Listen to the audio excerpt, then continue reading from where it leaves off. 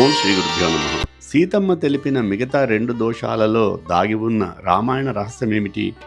అరణ్యకాండలో సీతమ్మ కోరిక వలన పుట్టే 3 దోషాలను చెబుతుంది.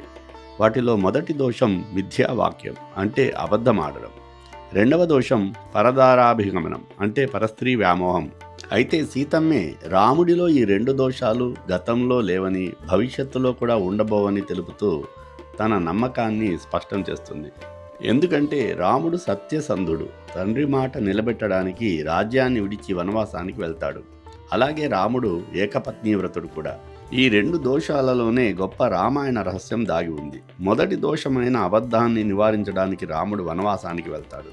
రెండవ దోషమైన పరస్త్రీ వ్యామోహం వలన రావణుడు పతనమవుతాడు. సీతమ్మ చేసిన ధర్మబోధ రామాయణానికే కాదు, ఈ రోజు కూడా ధర్మబద్ధమైన జీవితానికి ఒక హెచ్చరిక. జై శ్రీ